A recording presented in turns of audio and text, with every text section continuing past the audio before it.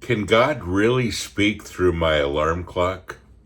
Coming up next on Pastor Bob's Coffee Break.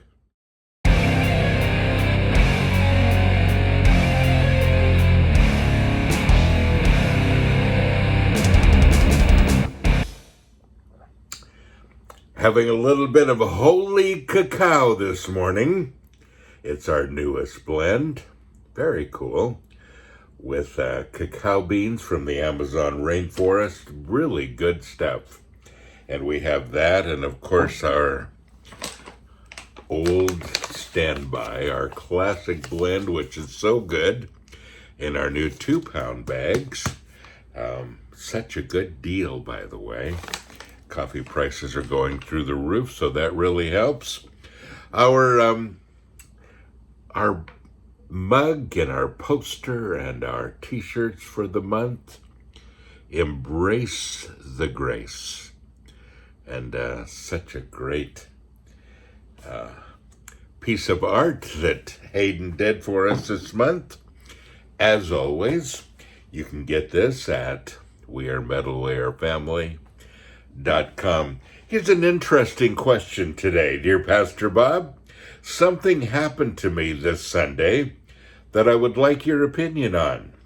You've been talking about night watch and that God can speak through the alarm clock by using the time as a reference to a Bible verse. Now, I have to say I don't remember ever saying that.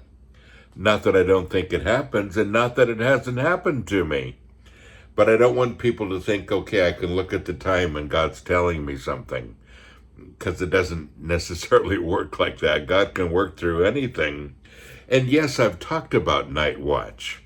And the Bible talks about it too, where you kind of wake up in the middle of the night and everything is still, everything is fresh, and God can speak to you, and it's a great time. Anyway, he says, I took a small nap before the service on Sunday, and I woke up from some sort of whispering noise close to my right ear. I fell asleep again and woke up with the same noise. Now, that's happened to me lots of times, and, people have written about that. Some Christians say that, when we're sleeping, it's and that point where you're either just ready to fall asleep or just waking up, that you kind of pass through a spiritual realm and you're aware of some of the things in the spirit world around you. That's kind of been my take on it, because I've had this happen before too, especially a certain kind of music that I hear during that time. And bands have written about it. King's X did a song called Music Over My Head. His grandmother talking about this music that she heard also, and people have written about it for centuries. Can I show it biblically? Absolutely not. But it's something that's interesting.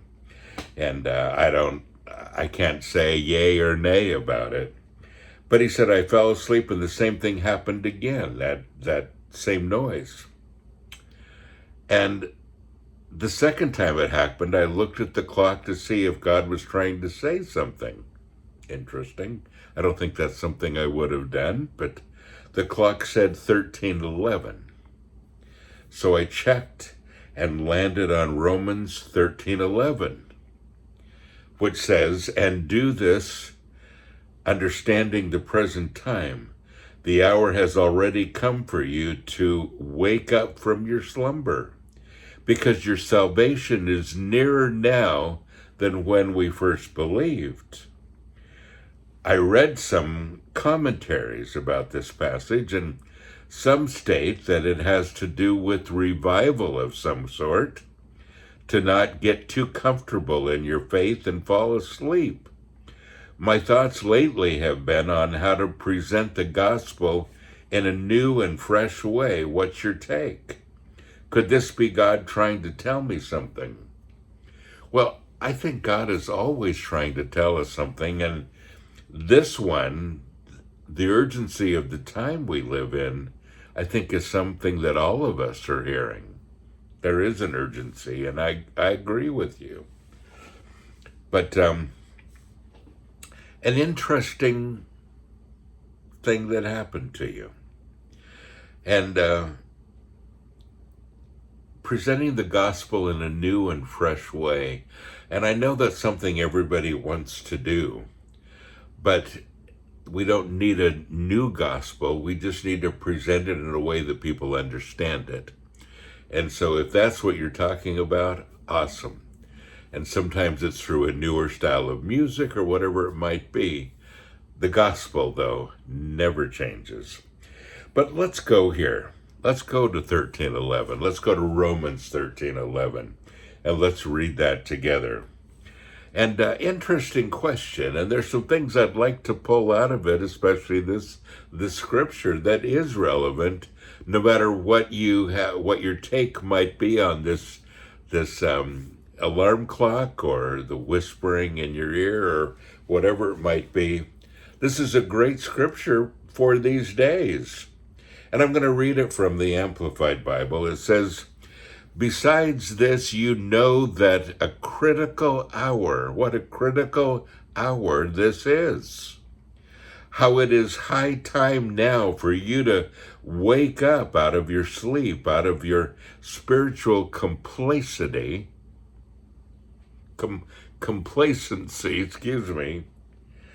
rouse to reality. In other words, wake up. Don't just go about every day like everything is okay. It's not okay. Wake out of your sleep, your spiritual complacency, and race to reality. Look at the things around you.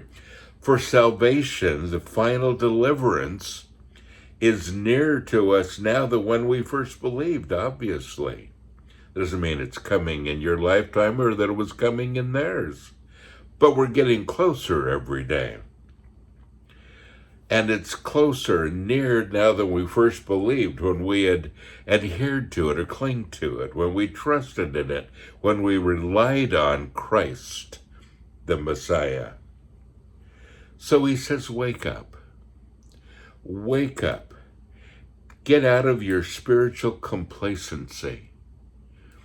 Rouse to reality. Don't just kind of go along as if everything's okay, because it's not. Look at the reality around us and realize that we need to make a difference. Well, if you listen to my podcasts, you know that I talk about this a lot. And folks, I think there are events and things happening in our world that are very troubling. And we have an answer, and it's not a political fight. It's a fight between good and evil. And if you aren't aware of what's happening in the world today, and if you have blinders on, this scripture really is for you. Wake up out of your sleep, out of your spiritual complacency. Rise to reality and see what's going on, because all the messages that you're receiving from media and politicians, etc., isn't necessarily true. In fact, probably isn't. Yeah. And folks, I love being ready.